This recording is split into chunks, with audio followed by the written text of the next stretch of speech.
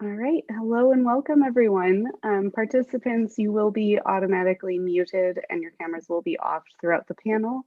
If you need any technical assistance, please use the chat function.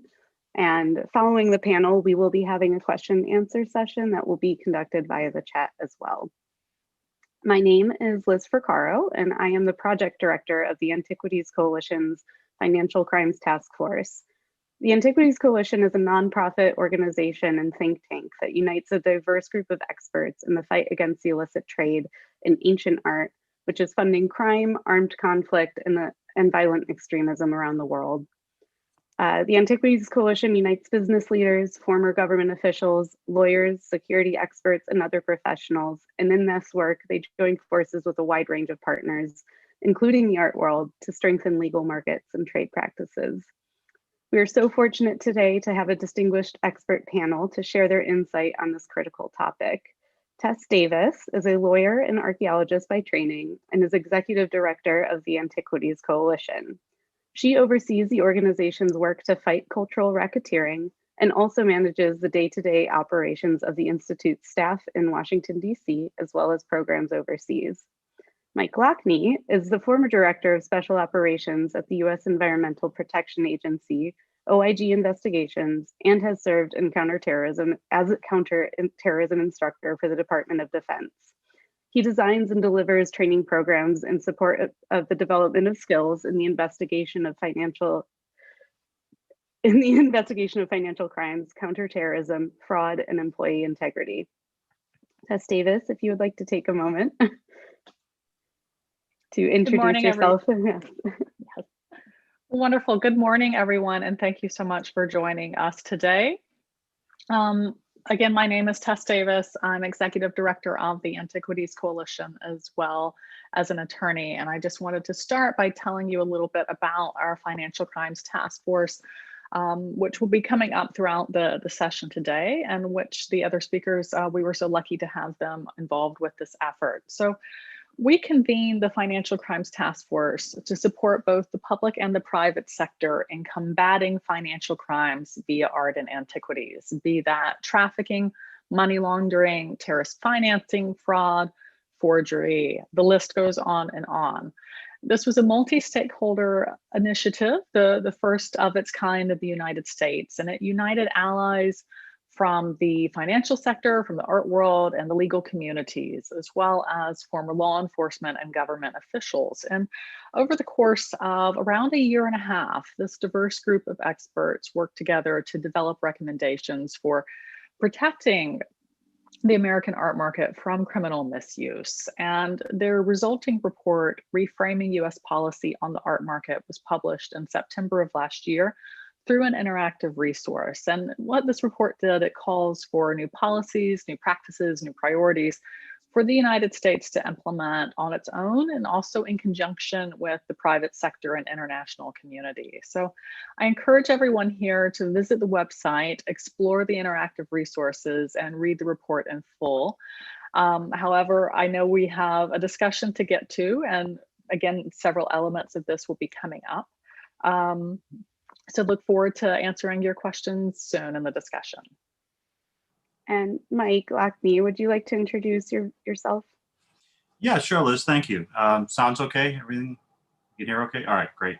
Hi, everyone. My name is Mike Lockney. I own a small business known as Lockney & Associates, where we largely focus, as Liz indicated, in training and working with law enforcement, the intelligence community, and we have branched out to really where there's a significant requirement, I think, for this kind of work, which is into the private and public sectors. And that's something that we have been doing for several years. And it's the reason that it's so important is so many times everyone thinks that this is a law enforcement function when it's actually not. When you think about where the actual activity in financial crime occurs, it occurs in the business section. It occurs in the financial sectors. That's where the information is found. That's where the activity is occurring. And where do we need to have better due diligence and better awareness than in those sectors? Law enforcement as a structure is largely a reactive element. They don't necessarily start cases, but when they receive information about something going on, that's when they will then have maybe start an investigation and then move forward against the issue at hand. And who identifies that? The business sector, the financial sector, all these other elements, places where the activity is occurring. And that's what drew me, quite frankly, to working with the Antiquities Coalition in this mission that they have, because it's so important. Because the elements to understand how financial crime works and how it actually functions is not in the art area. It's pretty wide open. So to help gain more awareness in the community, to watch for the illicit activity, to build the tools and that would identify and detect, to get a better understanding of how illicit networks, both criminal and terror, use these sectors in order to generate revenue and move value around the world. That is a significant concern that the art and antiquities community needs to deal with. And there have been some recent changes to go in the right direction. And we want to move forward and support that development because it's going to deal with the vulnerabilities that are in the sector now and make it a better place. So that's the kind of thing hopefully we'll be talking about today. Thank you so much. I'd like to get started by talking about the art market as a whole. It's a rapidly growing global trade, and sales in the art market totaled $64.1 billion in 2019.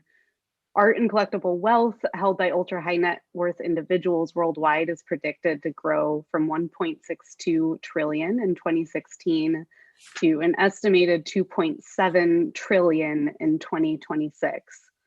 US art market within this system has been called the largest unregulated market in the world. What does this mean? Tess, you want to go first on that, or you? Sure, and this is something that we do note in our report that, Les, as you say, the art market is frequently referred to as the largest unregulated market in the world. And what we mean and what others have meant by that. And we actively did try in compiling this report to find another industry of comparable scale and reach that was likewise not subject to regulation, and could not find anything close. And this is because so-called at-risk industries around the world, and this is a matter of US law, the law in most jurisdictions now, have been over the years, the law has sought to protect them from misuse by financial criminals. And let me say too, this is not a reflection or an accusation that people in the art market are criminals, but rather that criminals look to misuse the art market. And so regulating this industry is no different than policemen in a community saying you need to put up security lights and lock your doors at night. You're not accusing the homeowners there of being criminals, and we're certainly not doing the same thing with the art market. But what you see is that in recent decades, and particularly since 9/11, that the law has sought to cut off the world economy to criminal misuse. And where it stands today in the United States, and specifically, is that financial institutions, so what we would think of as financial institutions, banks, insurance agencies, group like that, are subject to anti-money laundering laws and protections. But it's not just financial industries. It's also been other industries that are considered at particular risk of being misused. So this is sellers of precious metals, sellers of stones, of jewels, sellers of automobiles, planes, boats, but also casinos, real estate professionals, travel agencies, and pawn shops. All of these groups have been under the AML infrastructure in the United States and in most of the world, and in many cases for some time now. But art, despite the fact that it's unique properties, despite the fact that it's high dollar value, despite the fact of all these different things that make it very susceptible to financial crimes, it's been exempt. This is starting to change now, as we'll be discussing, but it's a glaring gap in the legal framework, both in the United States and around the world. Mike, would you have anything to add to that? Yeah, just to add on quickly. I think what you've described, and you're absolutely spot on in the description. All these things that Tess identified all fit within the structure of what we would call value transfer systems. It's easy to recognize, for example, that money moves through banks or money moves through real estate and that kind of thing, because we're used to that. What may not be so obvious in the eye of anyone outside of this sector is how much money and value moves through art and antiquities. And that ability to move value creates the vulnerability for its misuse. And again, as Tess said, it doesn't mean that the people in the sector are doing something wrong, but without effective oversight or regulatory controls or awareness, it creates the vulnerabilities that allow them to be misused and to be abused. And it's that area of vulnerability that allows significant amount of money to move between individuals or between entities, sometimes for legitimate purposes, but what's the protections against illegitimate purposes? And this is the point of that's the point of the study that was done, saying that there needs to be better identification and better dealing with those, understanding how the market works, understanding what the risk and vulnerabilities are in that market, and then building a structure that helps identify and move forward to reduce the risk of misuse of the art sector. To what degree then are other markets regulated, both in the United States and internationally, and how does that compare to the art market today? I'll start on that very quickly. The other sectors, you typically have a lot more regulation because there's a lot more awareness to it. And frankly, they've been worked on for a longer period of time. Banks in the United States, it started all the way back to 1970 with the first enactment of the Bank Secrecy Act. And that, if you're familiar with that law or set of laws, it has been something it's a living document. It is constantly changing as we become more aware of how business sectors, financial sectors are being impacted, how the new tools and techniques that come into play, up to, well, just this year with the new enactment under the current legislation that's going to bring a whole, slate of changes in to try to improve money laundering sector. So I guess the point is that it can be, we're just now getting a feel or starting to get a feel for exactly what are the challenges here in this sector and how do we set this up? It's not just the art itself. It's the value of the art, the overvaluing, the undervaluing. It's the ability to obtain loans or other forms of revenue off of the art. It's kind of like I equate it back to the pawnbroker kind of stuff. Someone loans it for money. These are the kinds of things that just understanding the sector and then understanding the risks and then building the appropriate tools and monitoring mechanisms to reduce the risk. You're never going to eliminate it, but reduce the risk of those things being done for illegal purposes. And just to build on what Mike was saying, so one reason that the art market is particularly vulnerable to this is the fact that it hasn't been regulated yet. As Mike, as you mentioned in your opening statement, law enforcement, by necessity really, is often reactive. From our conversations, we've worked closely with federal agents, closely with prosecutors, both state and federal, who are doing these types of cases. And they have frequently told us that they usually learn of these cases from these things called SARs, suspicious activity reports, that, for example, a bank or other financial institution under AML laws has to file when they see something suspicious.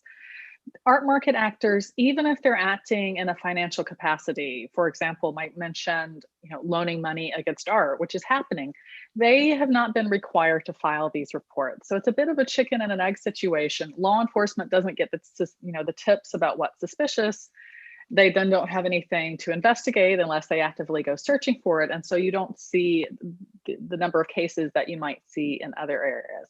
So one reason art is vulnerable to this is that it's been historically unregulated, but there's a number of other aspects of it that make it stand out, that make it higher risk. And one of these is, of course, as Mike mentioned, the value, that something relatively small can be worth millions, tens of millions, sometimes hundreds of millions of dollars. There's not many commodities that reach that level of value. Also, it's generally, not always, but generally portable. So very different from something like real estate, because you can easily carry it across national borders.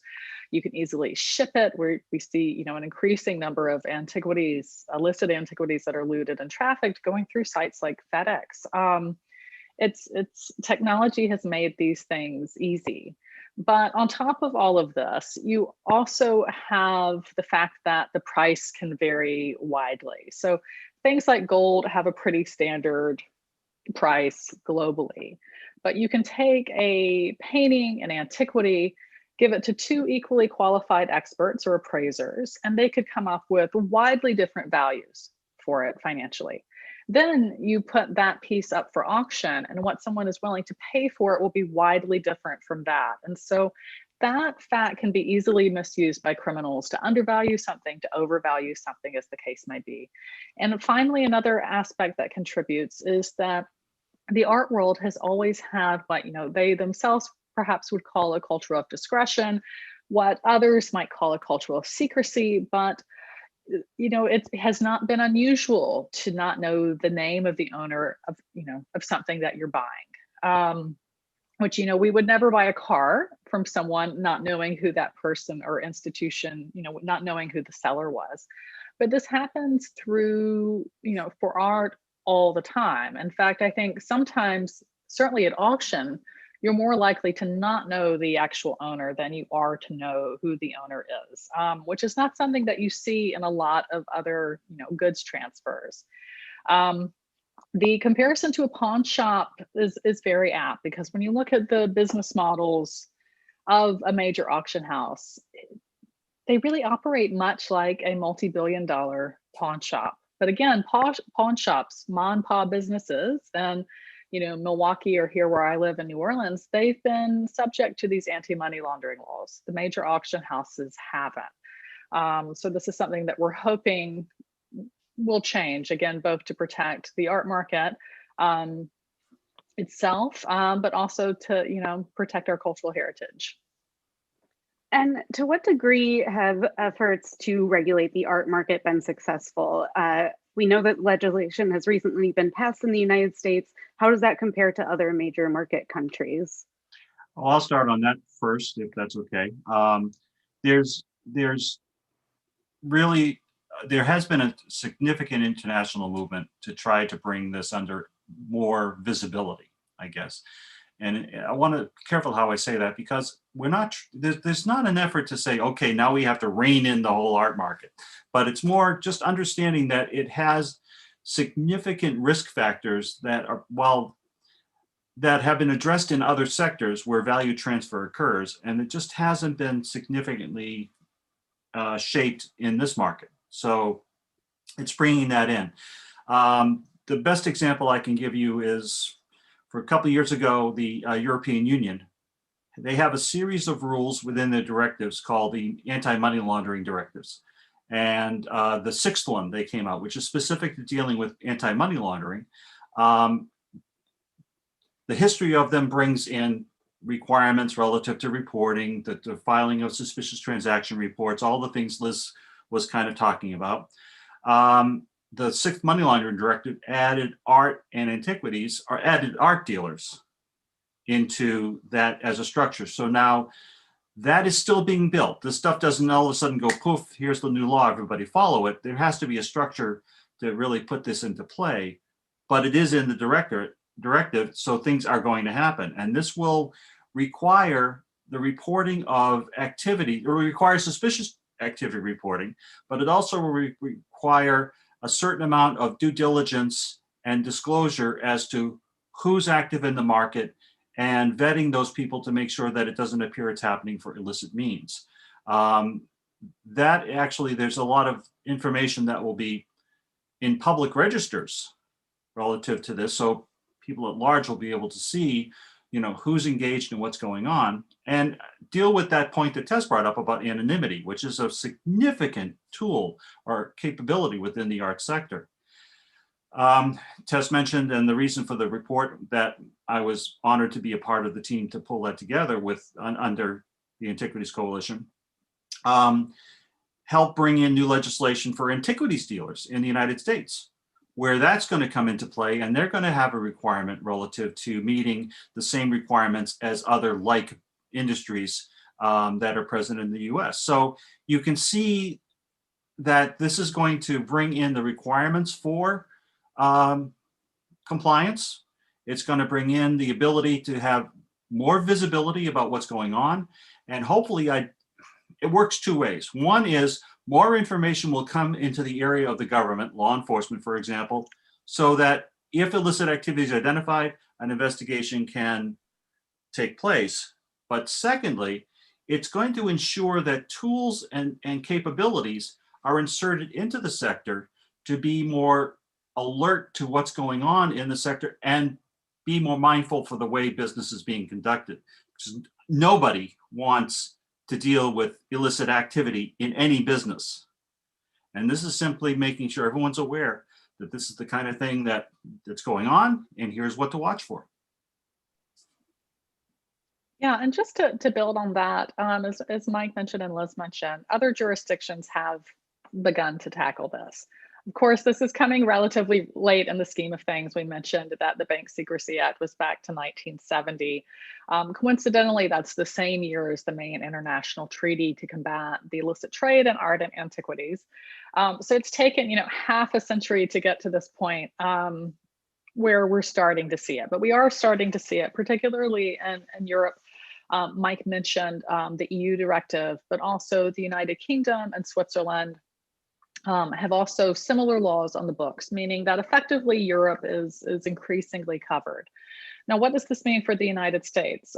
For one, the art market is very global. So you have a lot of American dealers, galleries, auction houses, even museums that are participating in the global marketplace. And if they're having to do that in Europe, which beyond the United States makes up most of the art market, they're going to have to be compiling with these laws anyway.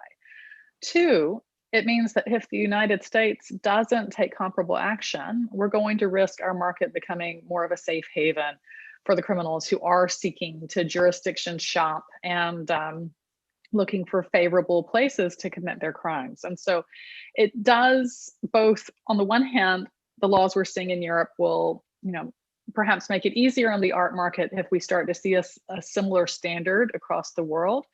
But two, it puts us at great risk if Congress, if the United States fails to meet the level of these laws that we are seeing in Europe. It's very helpful to go over the comparable legislation internationally.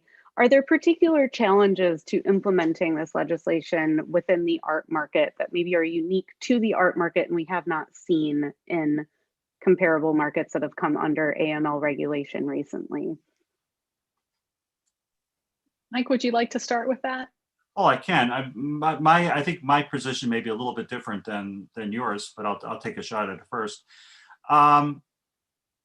The difference in the market is it's been so open for so long, and the business structures are designed in such a way that, frankly, one of the major attributes to it is the anonymity factor. It's always been there. The regulations that are coming in are going to specifically put a target on that as an issue. The understanding of beneficial ownership, who's actually deriving the benefit from the transactions. If you're not the one directly in the transaction, who's behind the screen supporting that transaction moving forward.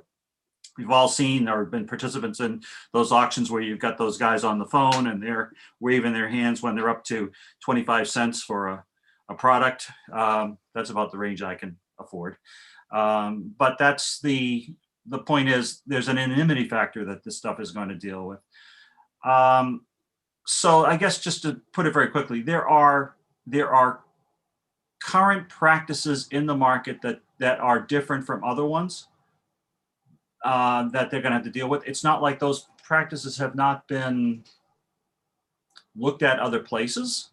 So it's not necessarily going to be brand new tools, but it's going to be definitely be a mind change, a mindset change as to how it as an industry works. And I think that's going to be the biggest challenge that's going to be facing them.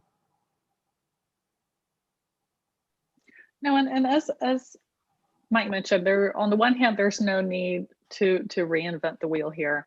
This is something that, frankly, most other industries have gone through at some point and have survived. The example we cite in the report that we believe is the closest parallel is, for example, the jewelers industry. And like art, this is another market, another sector where you see, you know, a wide range of businesses, everything from mom and pop, you know, stores that have been in the same family for generations and might still be using, you know, paper-ridden inventories, to, you know, major global corporations and everything in between. And from our conversations with those who were involved in the process when they were put under the AML framework, there were similar fears, similar arguments that they should be spared this burden. And again, everyone came out the other side okay eventually. One thing I do think it's important to highlight is that there are major costs of inaction here. I mean, to do just one example, last year, the Permanent Subcommittee of Investigations published the results of a 2-year investigation showing that a pair of Russian oligarchs had evaded US sanctions on Russia by laundering funds through the US art market, and not through back alley dealers either, but from, you know, through top galleries, the top auction houses, to the tune of at least $18 million, with tens of millions more tied to suspect shell companies. Now, again, this was the subject of a 2-year investigation by Congress. It made front page news, at least around the country, headlines around the world, and a pretty competitive news cycle at the time. And think of what these auction houses, how they had to respond to this. They had to hire criminal attorneys. The publicity alone, the bad publicity, was a huge cost. And so you see the cost of inaction can be quite high as well. And so that's something that we hope the industry keeps in mind, and that we also hope there is an opportunity here for the US government to work closely with the art market. And because, again, it's in the interest of the legitimate market, it's in the interest of the US government to work with them, with the financial sector as well, and sorting out the best way to implement the new regulations that are coming, to do so in a way that is fair to business, that protects business, but also protects our markets from criminal misuse. And so that's something that we hope we will see. There certainly is an opportunity here. You know, before you jump in, let me do a quick follow-up on that, because I think it's a very important example that Tess brought forward here. Recognize that the individuals she's discussing, they were designated. Had they walked in the door themselves, never would have happened. But they set up a series of shells and fronts and networks that hid and masked their identity and their sourcing. And that was the structure that was brought against the industry to allow them to do the business they're going to do. These illicit networks sometimes have multiple layers of protections to hide the actual beneficial owners and the end result of the product. And that's important to know, because the structure, what we're describing here for the sector, is not that they know they're dealing with illicit activity. It's to be aware of those signs that illicit activity is going on. Because I will tell you, the negative side of these rules, as they come out, is going to be the government coming forward saying, it's not that you didn't know, it's that you should have known. And that's important to recognize, because it means you have to have these structures in place to be alert to this activity. And if you don't have it, then the governments are going to come back and say, why not? And what could you have done better? And gee, I'm sorry you were victimized, but shame on you. And then you've got the lawsuits and the other issues that Tess brings up. And even to go beyond that, I mean, for sanctions, even if you didn't know, even if you had no inkling, you could still be, I mean, it doesn't happen often, but you could still be held to criminal liability. Indeed, and I want to say it was October of last year. So following this congressional report, OFAC published a warning to the art market saying, again, even if you don't know that you're evading sanctions, if your businesses are helping criminals to evade sanctions, you can be held liable. We are told these warnings are unusual, and they do them when there is a case they are trying to preempt. So there's usually a concrete reason, for these warnings. So that's a pretty stark message from the U.S. government there. And again, an ounce, it's a cliche, but cliches are usually cliches because there's some truth to them, that, the ounce of prevention is worth a pound of cure. And that certainly, I think, is something we see here.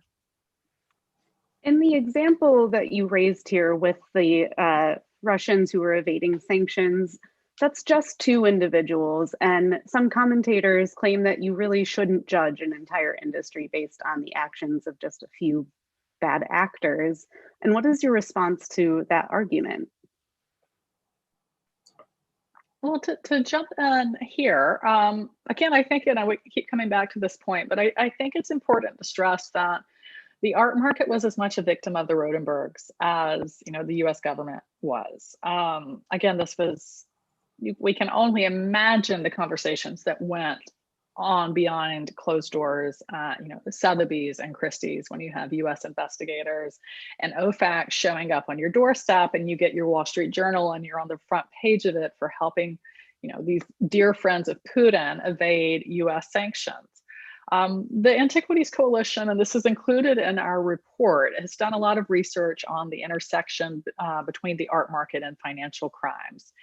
And, looking at the cases that do exist that we do know about, it makes clear it's a global problem. And again, the criminals range from these small-time crooks to infamous kleptocrats, names of which you would all recognize. But in the cases that have come across our desk, although do let me stress there is an exception in the Rodenberg case, in that they were able to evade the sanctions because they were working with this art dealer who was well known globally. But the criminals are rarely art market professionals themselves. They're rarely dedicated collectors. Again, they're usually these bad actors who have seen and then exploited these real and glaring weaknesses in the art markets. So I doubt that the Rodenbergs, to go back to this case, I doubt they were acting out of a love of art here. I think it's much more likely that they saw the art market as an opportunity to acquire assets in the United States and to pass millions of dollars, through these businesses and their shell companies in the United States. So it's not, again, a matter of judging the art market from the actions of a few individuals, but of protecting an entire industry from the actions of criminals who seek to abuse it. And again, just to go back to the metaphor, if you have a neighborhood policeman coming to your house saying, ma'am, you should put up security cameras, you need to lock your doors at night, why don't you get a fence? That's not a reflection on me as a homeowner. It's protect yourself. And so obviously, none of us are as good as protecting ourselves as we should be. And this goes for individuals, for institutions, and whole industries. Sometimes we need some help from the US government and regulations, and that's where this comes in. Just as a very quick follow-up, I know we're running shorter on time, but the thing has to be recognized, I do training in this area. I've been doing it for a very long time. And usually when you see these kinds of stories come forward, it's because they're great case examples. What we're discussing here, what we're describing here are processes. And many times an individual event will identify the processes that might be used in abusing a sector. So that the processes that were identified, as Tess said, the use of the gatekeeper, the use of the art broker, who then helped mask and protect who they were in the art they were buying. The fact that they identified the risk in the sector and how they were going to exploit it. These are not art sector focused, they're process focused. and the process is being applied to the art sector. So to simply say there's one example is simply saying it's one that we can discuss and you'll understand the elements to it. But if you start doing research and pull out case studies, there are multiple cases, large and small, that exactly the same thing is going on. And that's when you get to the point with, okay, do we need a regulatory response? And that's when it starts to go forward. In our last minutes here for discussion, I'd like to pivot to speaking about the COVID-19 pandemic. It obviously is a major global health problem, but it's also caused problems for industries and the economy. And if you could each speak to the challenges it has presented and how it has changed the landscape, both for AML and for the art market. I'll go first, Liz, Tess, if that works for you guys. Basically, this is something I've been doing, having this kind of talk on a number of different sectors for quite a while now. The thing that COVID has done, particularly from my perspective, from dealing from an intelligence or law enforcement perspective, is it has weakened the ability to respond. One of the things, for example, is you've worked remotely, so you may not have access to all the material you might otherwise need to put forward to identify what's going on and initiate an investigation. In many industries where a documentation element is required for due diligence or know your customer constructs, there's been a significant relaxation in documentation where expired documents, because you couldn't get there to renew them in time, like a driver's license, has been accepted as valid ID. You've had activities such as a change in activities unusual to the customer or the individual because of the COVID issue. Significant cash withdrawals or other monetary decisions that are not unique, not identifiable to that customer, all of a sudden taking place. There's a significant list of these kinds of things. The bottom line is COVID changed activity. Law enforcement, or this kind of thing we're talking about, is a lot of it is based on pattern and understanding how customers operate within a sector. The COVID issues have changed those patterns, and it's made it more difficult to identify the suspicious activity that might otherwise result in an investigative response.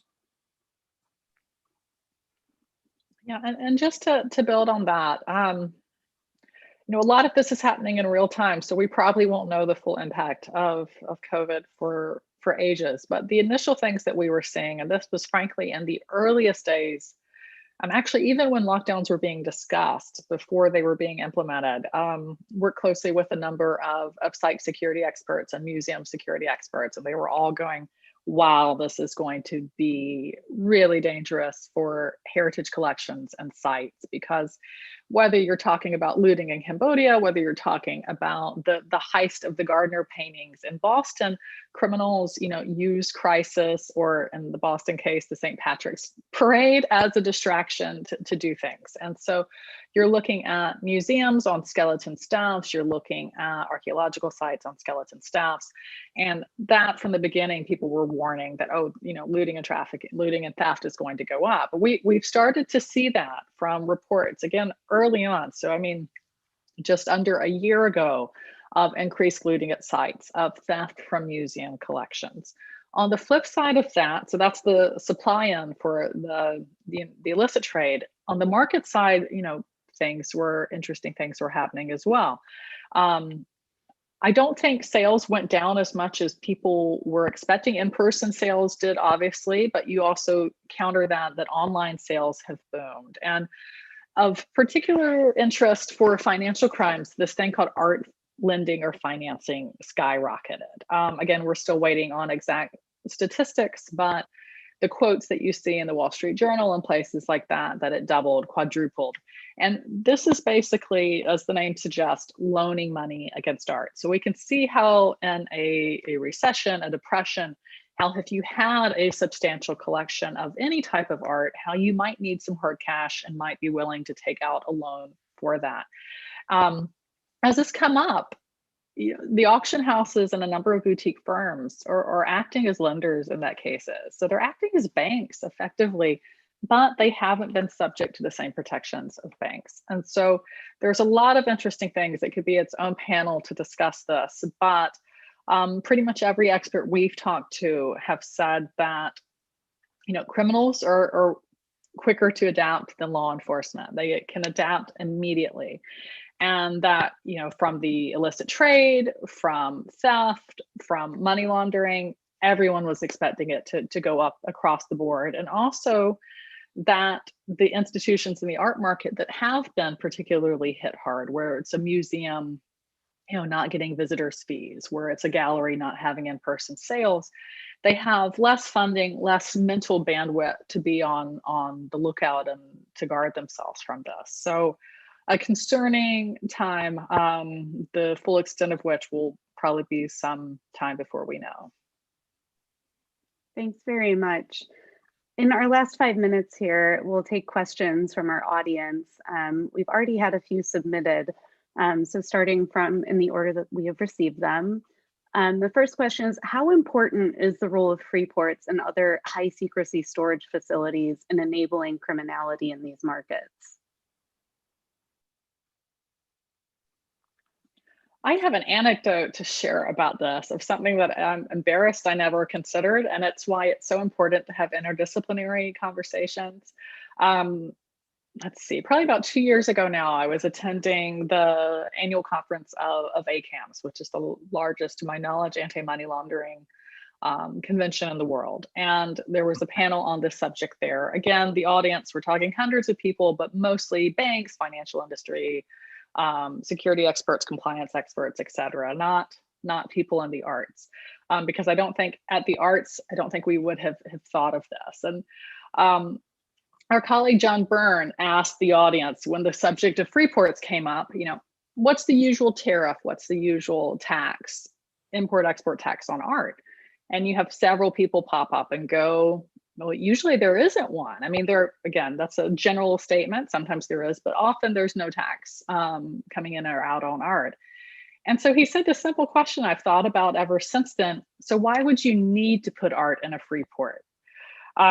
Which again, I thought was very interesting because of course the whole raison d'etre of free ports is to avoid taxes. So if you're not avoiding taxes, what are you avoiding? So not to malign every free port out there, there are of course legitimate reasons to put art in them, but the evasion of taxes is not necessarily one of them. So Mike, anything to add to that? Yeah, very much so. And I'll keep it very short, but exactly for the reason that you brought up, there's many legitimate reasons for free trade zones or free ports to exist, of course. I mean, they support and develop commerce locally and internationally. I mean, they're critical to the trade industry, but it's also one of the most significant violations because it are areas of violation, because it is such a important tool in the trade sector that a lot of enforcement rules are just not applied within them. So it's much easier from an illicit perspective to move things through the trade zones, the trade sectors, the free zones, because by design, they don't have the same visibility as other means of transport are. So from an illicit perspective, free trade zones, not just art, but pretty much of any kind of commodity that we're describing in a trade-based money laundering scenario, free trade zones are the sweet spot for a lot of this illicit activity to move through. So again, if you know the networks and you know how to make it work, by all means, one of the colleagues that I know of, a gentleman named John Cassara, has written a number of great books on this topic, and I'd recommend you look up some of his work. Thank you. Do you have any insights about why the 2021 National Defense Authorization Act, the NDAA, addressed trade in antiquities but did not extend to art more generally? Is this simply because there are arguably tighter ties between the antiquities trade and terrorist financing, or is there more to it? Tess, how about you on that one? Well, are you still able to hear me okay? Yeah. Okay. We had first assumed that it was for the reason and the question, or that it was a result of lobbying from the art market. However, from our conversations, it looks like it was actually a much simpler explanation, and that the that Congress was not yet willing to tackle the problem of what is art. And they thought it was easier to start with antiquities before getting to that broader question. I wouldn't say I would agree with that approach. Antiquities can be equally challenging to define, but it does look like that it was a process reason as opposed to a substantive one, again, from the conversations we've had. Interesting. I would just add that it's not in there now, it's going to come because you're seeing it from an international perspective. And just because of the international nature of art, the art market, if it's going on in Europe, it's going to be here in the US. So just wait, it's coming. Well, thank you, everyone. Unfortunately, we have come up against the end of our session here and still have some remaining questions. I do encourage you to reach out to us if you would like to speak about your questions with our speakers. And you can find contact information for us on the Antiquities Coalition website, as well as Twitter and LinkedIn. Thank you again, everyone, for attending. This was a really wonderful session. And thank you to our speakers for giving us such a reasoned explanation of this very complicated problem. Thank you, everyone. Thank you so Myself, much. and please reach out to us. Very much interested in talking to people who have an interest in this as a topic. You've got our email addresses. I'm very happy to. The question on the non-fundable tokens question we didn't get to, I'd love to talk to you more about that. So please feel free to email us on it. All right, thanks, everyone.